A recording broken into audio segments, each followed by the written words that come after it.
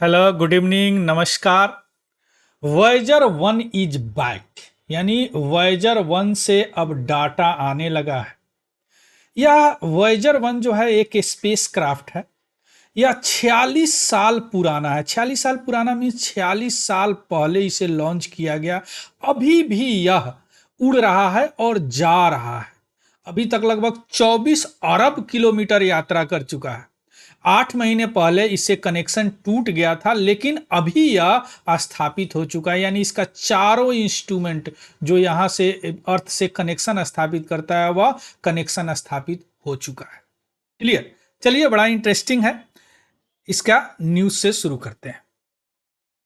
लगभग 8 महीने बाद फाइनली एक गुड न्यूज आया है नासा के तरफ से। चूंकि स्पेस क्राफ्ट नासा ने ही भेजा है, जो अमेरिका का, यूएसए का स्पेस अपेक्स इंस्टीट्यूशन है स्पेस टेक्नोलॉजी का। जिस तरह हमारे पास इसरो है, उस तरह उनके पास नासा है ना।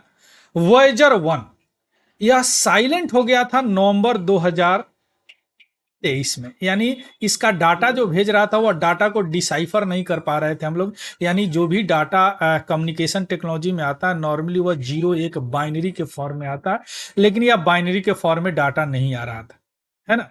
लेकिन अब यह फाइनली जो है ऑपरेशनल हो गया। इसका डाटा अप्रैल 20 2024 से आना शुरू हो गया। उसको डिसाइफर करके अभी यह नासा ने यह अनाउंस किया है कि इसका चारों इंस्ट्रूमेंट जो फ्लाइट डाटा सब सिस्टम बोलते हैं, जो डाटा को वहां से भेजता है, वह काम करना शुरू कर दिया है और यूजेबल डाटा अर्थ को प्राप्त होना शुरू हो गया है। क्लियर? तो हुआ क्या था 8 महीना पहले इसमें?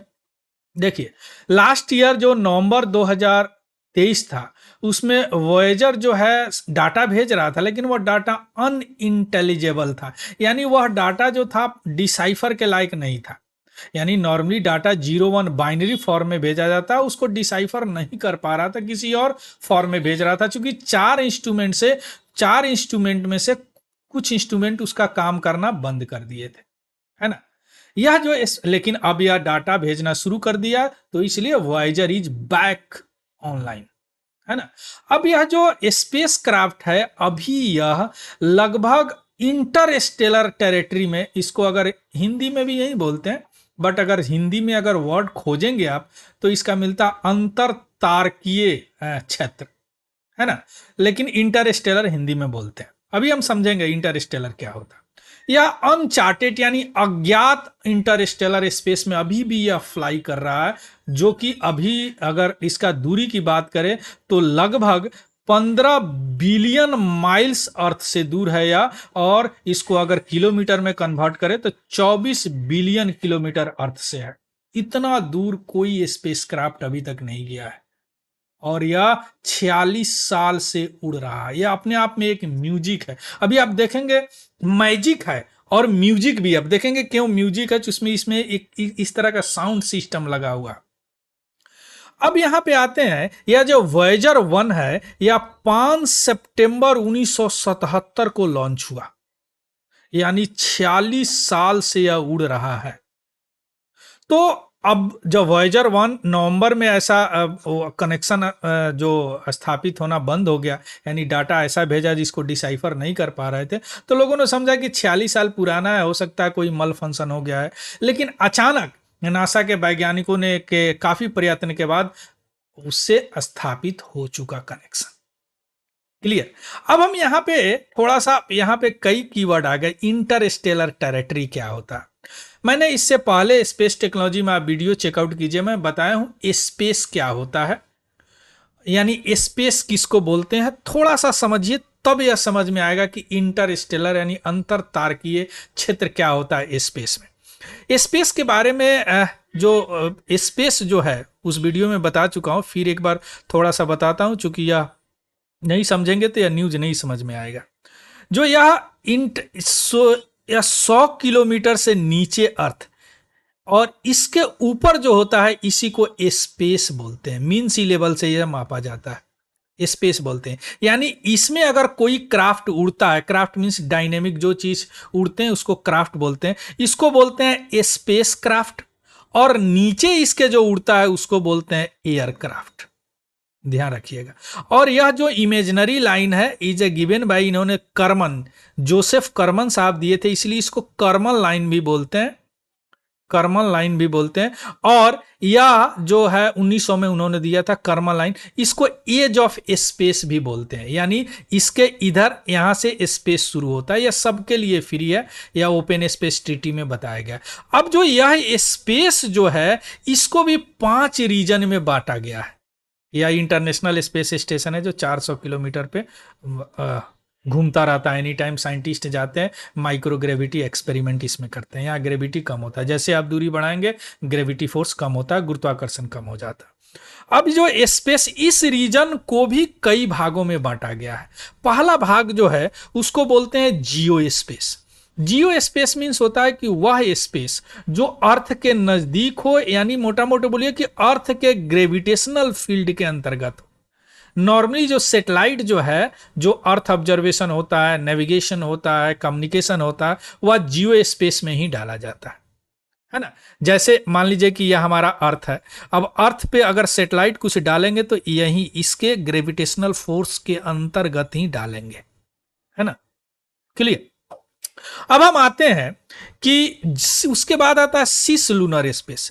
सिस लूनर स्पेस उसको बोलते हैं कि यह अर्थ के जियो स्पेस अब प्लस जो मून्स का ऑर्बिट है ना, ये जो मून का ऑर्बिट है अर्थ के चारों तरफ घूम रहा है, ध्यान दीजिएगा, अर्थ के चारों तरफ ये मून है, प्लानेट मून क्या है, या उपग्रह है अर्थ का। अब इसके बाहर तक के ऑर्बिट को, इसके ऑर्बिट और इसके बाहर के जो एरिया है ना, उसको क्या बोलते हैं हम, सिस लूनर स्पेस बोलते हैं। यानी यह रीजन जो है एज ऑफ मून ऑर्बिट तक जाता है, out to the edge of moon orbit, cislunar space बोलते हैं। उसके बाद का जितने भी स्पेस होते हैं सारे को डीप स्पेस बोलते हैं। आ गया समझ में। उसके बाद आता है आपको इंटरप्लानेटरी स्पेस। इंटरप्लानेटरी स्पेस मींस वह स्पेस जो हमारे सोलर सिस्टम के अंतर्गत ही आता है। जैसे मान लीजिए कि हमारा सोलर सिस्टम यह है, हमारे पास Mercury, Venus, Earth, Mars, Jupiter, Saturn, Uranus, Neptune और प्लूटो अब तो हट गया है ना। प्लूटो अब हट गया, अब नहीं है हमारे सोलर सिस्टम में, यानी इसको अब उपग्रह नहीं माना गया, क्षुद्र ग्रह माना गया है ना, माइनर सैटेलाइट माना गया। अब या इसके अंदर कोई सैटेलाइट हो, यानी या तो वह मरकरी के स्टडी के लिए हो, अर्थ के स्टडी के लिए हो, मार्स के स्टडी के लिए हो, जुपिटर के स्टडी के लिए, सैटर्न के स्टडी के लिए हो, नेपच्यून के स्टडी के लिए हो, यूरेनस के स्टडी, ये सारे को बोलते हैं इंटर प्लानेटरी मिशन, यानी अपने जो सोलर सिस्टम है उसके अंतर्गत। क्लियर। अब उसके बाद आता है इंटरस्टेलर स्पेस, जो ये वॉयेजर 1 है। इंटरस्टेलर स्पेस वह स्पेस होता है जो कि सोलर सिस्टम से आगे चला जाए, यानी यह जो हमारा सोलर सिस्टम है नेपच्यून, इसके आगे चला जाए। यानी देखिए हम जो रहते हैं, जो हमारा गैलेक्सी या मिल्की वे, इसमें न जाने कितने इस तरह का सोलर सिस्टम है ना, तो किसी और सोलर सिस्टम में चला जाए, यानी गैलेक्सी सेम है, गैलेक्सी मिल्की वे में भी रहे, कोई और गैलेक्सी में नहीं जाए, तो उसको क्या बोलते हैं, इंटरस्टेलर स्पेस, सॉरी, है ना। उसके बाद आता है इंटरगैलेक्टिक स्पेस। इंटरगैलेक्टिक में से मींस वह मिल्की वे को छोड़ दे और किसी और गैलेक्सी में, यानी दो गैलेक्सी के बीच में, मिल्की वे है, मान लीजिए कोई और गैलेक्सी है, इसके बीच चला जाए तो उसको बोलते हैं इंटरगैलेक्टिक स्पेस। तो यही 6 रीजन होते हैं हमारे स्पेस में, उसमें से या इसमें केवल वॉयेजर 1 और वॉयेजर 2 गया, दोनों को थोड़ा थोड़ा कंपेयर करके पढ़ेंगे। यहां तक अभी तक कोई इस मिशन नहीं गया है। क्लियर। जो उपग्रह, अब हम आते हैं कि ये रहा इंटरस्टेलर। देखिए यहां तक जो है, यहां तक प्लूटो तक, यहां तक प्लूटो को तो अब नहीं माना जाता, लेकिन है तो माइनर ग्रह ही है। इसके बाद में कुपियर बेल्ट आता है, क्षुद्र ग्रह बहुत ज्यादा होते हैं, और इसके बाद में जो होता है इसको इंटरस्टेलर क्षेत्र बोलते हैं। और इसमें जो प्रोब जाता है सैटेलाइट, तो यहीं पे कहीं यह है 24 अरब किलोमीटर पर यह हमारा वॉयेजर 1 है। इधर जो हमारा सोलर सिस्टम वाले इस स्पेस को हीलियोस्फीयर बोलते हैं, और इधर इंटरस्टेलर स्पेस। इंटरगैलेक्टिक एक हो गया, इस गैलेक्सी के बीच कहीं आ जाए, यानी इस गैलेक्सी के बीच, तो उसको दो गैलेक्सी के बीच, तो उसको बोलते हैं इंटरगैलेक्टिक स्पेस। आ गया समझ में। चलिए अब हम आते हैं वोएजर के बारे में थोड़ा सा बात करते हैं। वोएजर एक्चुअली दो स्पेसक्राफ्ट है, एक वोएजर 1 और वोएजर 2। तो वोएजर 1 जो अभी जो कम्युनिकेशन हम स्टैब्लिश किए हैं, वोएजर 2 से भी थोड़ा बहुत कभी कभी हम लोग कम्युनिकेशन अभी भी स्टैब्लिश कर पाते हैं। देखिए 1972 से पहले नासा ने यह प्लान किया कि कोई एक ऐसा मिशन भेजा जाए जो यह 5 प्लानेट को फ्लाई बाई करके आगे बढ़े। यानी फ्लाई बाई मीन्स होता है टच करते हुए, इसको घूमे नहीं चारों तरफ, टच करते हुए आगे बढ़े। लेकिन इसका बजट था $1 बिलियन। तो इसके बाद में इन्होंने इस 1972 में क्या किया कि इसको पोस्टपोन कर दिया। लेकिन 1975 के करीब में ऐसा एक करिश्मा हुआ, एक ऐसा कॉस्मिक इवेंट हुआ कि जो ये सारे ग्रह है ना, जुपिटर, सटर्न, यूरेनस, नेपच्यून, यह एक दिश में आ गए। यानी सभी तो सूर्य के चारों तरफ घूमते, एक लाइन में आ गए। तो इन्होंने सोचा कि क्यों ना कुछ ऐसा उपग्रह भेजे कि इसके बारे में, जुपिटर के बारे में, सटर्न के बारे में, यूरेनस के बारे में, नेपच्यून के बारे में कुछ जानकारी हमको दे और इसके बाद यह इंटरस्टेलर स्पेस में चला जाए। तो इन्होंने 1974 में ये दो मिशन सोचा। एक मिशन इन्होंने बोला कि भैया कुछ ऐसा करते हैं कि या जुपिटर और यूरेनस पे जाए, उसके बाद में या जुपिटर, सटर्न, यूरेनस, नेपच्यून पर एक मिशन जाए और दूसरा मिशन इस सटर्न के बाद जो है यानी या इंटरस्टेलर में चल जाए।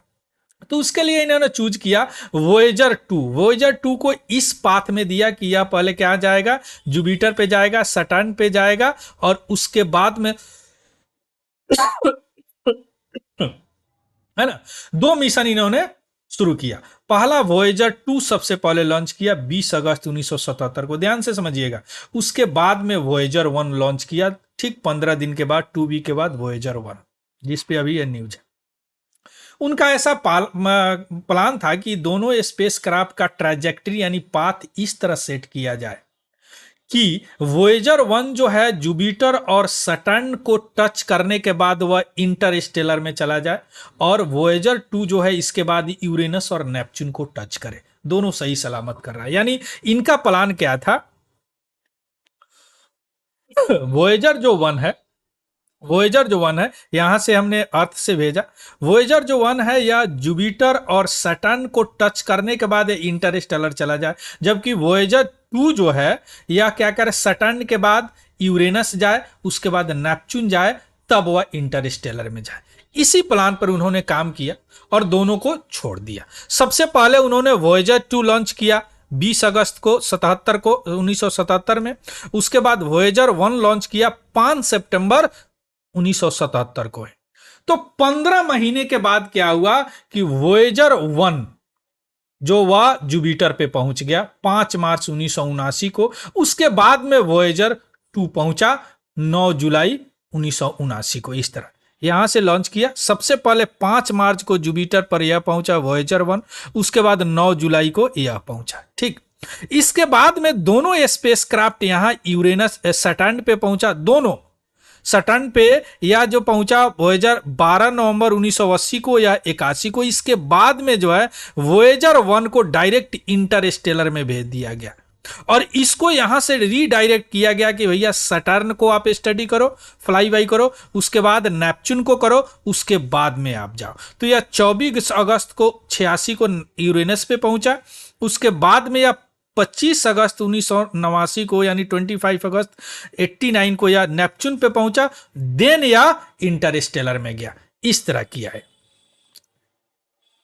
तो यह वोएजर 1 जो है ट्रैजेक्टरी इसका वोएजर 2 को एक दूसरे रीडायरेक्ट किया गया यूरेनस के बाद में। वोएजर 2 जो यूरेनस पर 1986 में पहुंच गया और यह इतिहास बना कि पहला कोई ह्यूमन द्वारा निर्मित ऑब्जेक्ट जो है यूरेनस को फ्लाई पास्ट किया, यानी उड़ते हुए उसका फोटो खींचा। यहाँ पे सेंसर, मैग्नेटोमीटर सारे लगे हुए हैं जो फोटो खींच के यहाँ पे अर्थ पे भेज रहे हैं।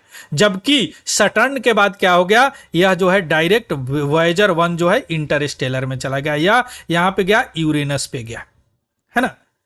ठीक, और उसके बाद में यहां नेपच्यून पर गया और वहां भी इन्होंने इतिहास बनाया कि पहला ऐसा ह्यूमन मेड ऑब्जेक्ट बना जो यह प्लैनेट पर नेपच्यून को 1989 में फ्लाई बाई किया। क्लियर। उसके बाद में क्या हुआ कि नेपच्यून के बाद में वोएजर 2 भी वोएजर 1 के तरह सोलर सिस्टम से आगे चल गया, यानी इंटरस्टेलर में। तो सैटर्न के बाद वोएजर 1 जो है वह सोलर सिस्टम में से को छोड़ दिया, यानी वोएजर 1 ऑफिशियली इंटरस्टेलर स्पेस में इंटर कब किया, अगस्त 2012 को, और वोएजर 2 जो है ऑफिशियली इंटर कब किया, नवंबर 2018 को। क्यों? वोएजर 2 तो पहले लॉन्च हुआ था, इसीलिए जो उसका पाथ जो है ना इस तरह चेंज कर दिया गया।